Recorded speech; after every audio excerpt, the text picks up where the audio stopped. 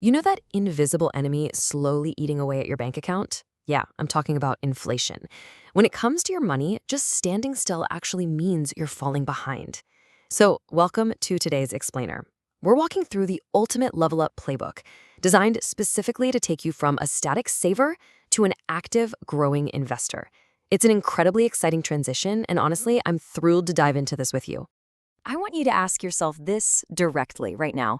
Are your savings just sitting there, not really doing anything for you? It's a frustrating feeling, isn't it? You work incredibly hard for your cash, you do the highly responsible thing by setting it aside, and then it just sits idle. Having a savings account is great, but if your money isn't working for you, it simply isn't doing its job. And this brilliantly illustrates exactly what's happening. Traditional savings might feel incredibly safe, but with inflation and the rising cost of living, the actual purchasing power of your money just decreases over time. Investing, on the other hand, means stepping out of that complete safety zone. You're taking calculated risks so your money actually goes to work for you. Zero. That is exactly the amount of work your money is doing for you right now if it's trapped in a stagnant account. Zero effort from your cash means zero growth for your future. I know, it's a tough pill to swallow, but acknowledging this absolute zero is the very first step toward totally changing your financial trajectory. But hey, before we leap straight into the deep end, there is a crucial baseline we need to establish. The absolute prerequisite to investing is having a solid emergency fund already set aside.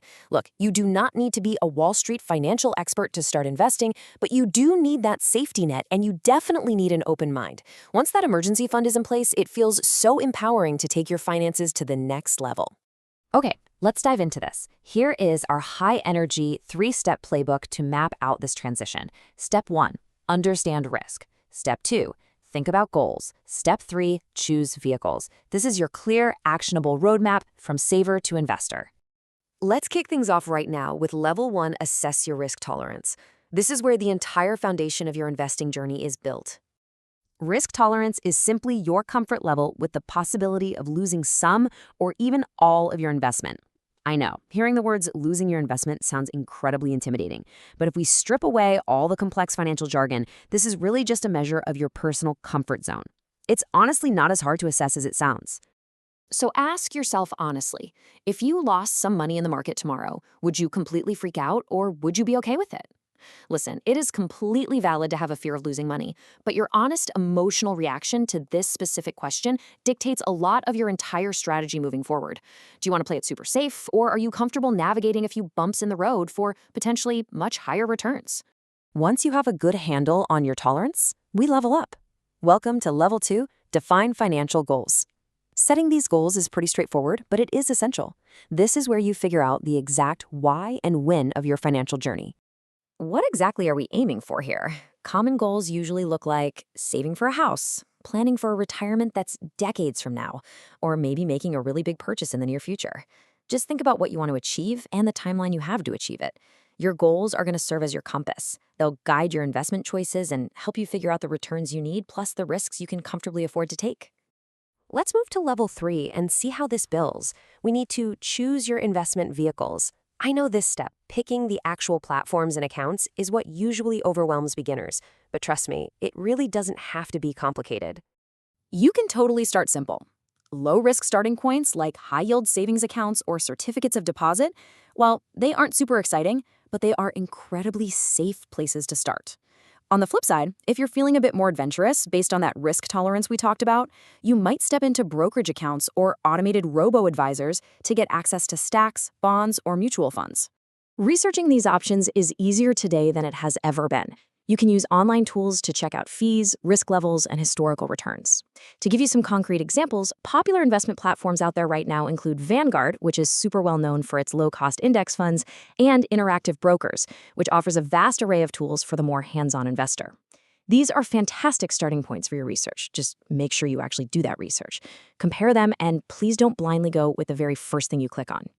Now that you understand how to start, we need to pivot the narrative a bit. Let's talk about the strategy and mindset. Because this isn't just about starting. It's about how you actually survive and thrive in the market for the long haul. All right, here is your core survival strategy outlined in 4 simple steps. 1, start small.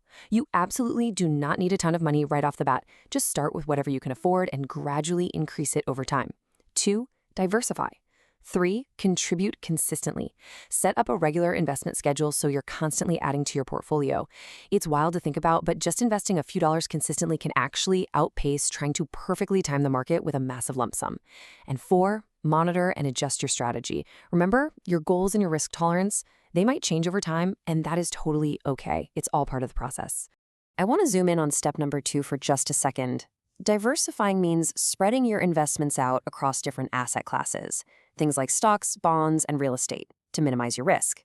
So the crucial point is absolutely never put all your eggs in one basket. If one area of the market takes a dip, your other investments can help balance the whole thing out. Let's slow down for a second, because this concept is vital. Investing always involves some level of risk. Focus on the long term. Market volatility can be genuinely scary. Seeing your numbers fluctuate can definitely induce panic.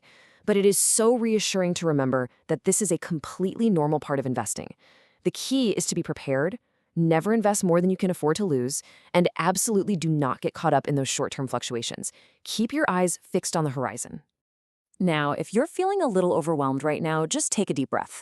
Feeling that way is incredibly common for anyone new to this space. But the beauty of it is, there are endless resources out there to help you learn and grow. Keep educating yourself through books, podcasts, and online courses. And if you need it, do not be afraid to reach out to a professional financial advisor for personalized advice. You do not have to figure this all out completely on your own. You have the playbook. You know how to assess your risk, define your goals, and pick your vehicles. The long-term benefits of getting your money to work for you are totally worth that initial learning curve. So ask yourself this. When you wake up tomorrow morning, will your hard-earned money still be sleeping, or will it finally be out there working for you? Start your journey today and let us know your thoughts down in the comments.